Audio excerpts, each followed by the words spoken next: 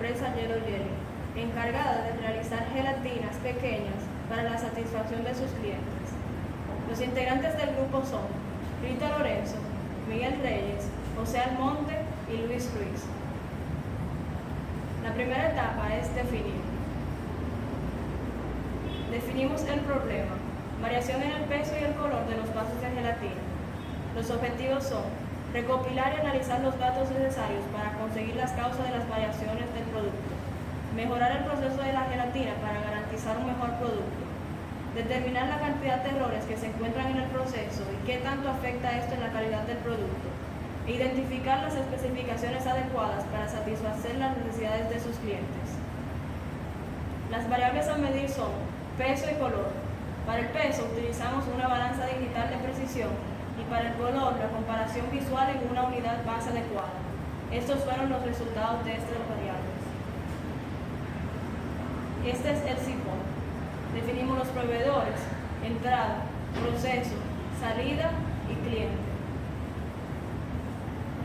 Para la etapa de medir. En el histograma nos damos cuenta que los datos muestran una distribución centrada con mucha variabilidad según los especificadores definidos. En el diagrama de caja, la mediana de los datos casi coincide con la media del proceso, aunque se muestran varios datos atípicos fuera de las especificaciones y el tamaño de los bigotes es muy grande, por lo que hay mucha variación en el proceso. En la prueba de normalidad, con un nivel de confianza de 95%, se rechaza H0, debido a que el p-value 0.005 es menor que 0.05. Esto indica que la población de los datos no es normal. Para la etapa de medir, en la carta de control C, nos damos cuenta que existe mucha variación en el proceso, así como la mayoría de los datos se sitúa debajo de la línea central e incumple una de las reglas, lo que nos hace concluir que el proceso no está bajo control. Para las cartas de control XR, para la carta de control XR, nos damos cuenta que la mayoría de los datos se encuentran cerca de la línea central. Se observa una tendencia ascendente, lo que incumple una de las reglas e indica que el proceso no está bajo control. Para la etapa de analizar, analizamos un diagrama en Chicago en el que tenemos mediciones, material, personal, entorno, métodos y máquinas. También analizamos el diagrama de Pareto. Para la etapa de implementar, estas fueron las soluciones propuestas. Para el color, podemos medir la cantidad de agua que se le agrega a la gelatina para que ésta no quede con color más claro al deseado. Medir la cantidad de azúcar que se le agrega a la mezcla para que ésta no varíe el sabor de la gelatina ni quede más oscura del color deseado. Medir la cantidad de polvo de gelatina para que no se le eche una cantidad mayor a la establecida.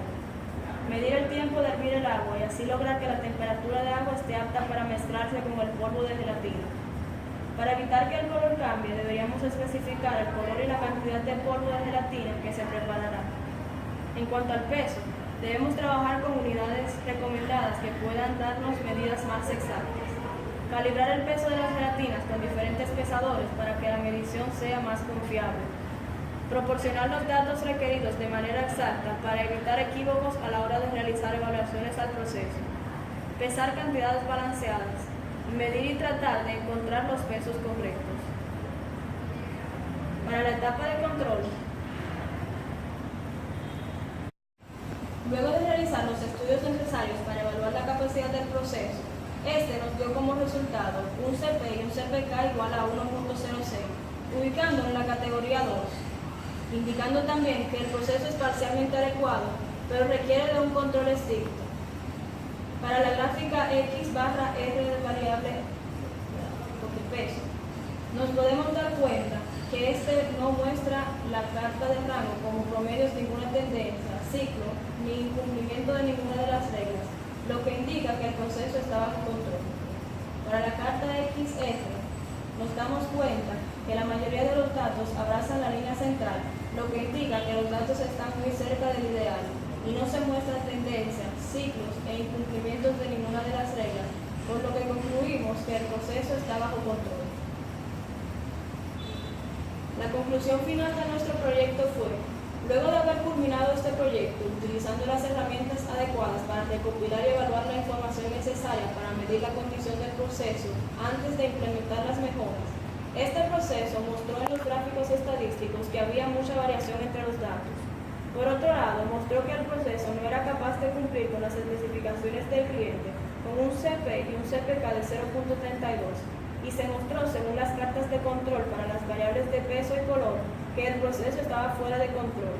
En la etapa de análisis, se evidenció, según las herramientas utilizadas con Ishikawa y Pareto, que la principal causa de la variación del proceso radica en las mediciones del proceso y la mano de obra involucrada. Por otro lado, tras haber tomado las medidas necesarias para mejorar el proceso en base a las causas del problema encontrado, los problemas obtenidos utilizamos las herramientas adecuadas fueron muy satisfactorias. El CP y el CPK del proceso fue de un 1.06, mejorándolo, lo que indica que el proceso es capaz de cumplir con las especificaciones del cliente, que en comparación con el proceso antes de implementarlas no era capaz. También la variación se redujo significativamente y se logró que el proceso esté bajo control y que el producto ya terminado tenga mejor calidad y sea capaz de satisfacer al cliente. Estas son imágenes de nuestro proyecto.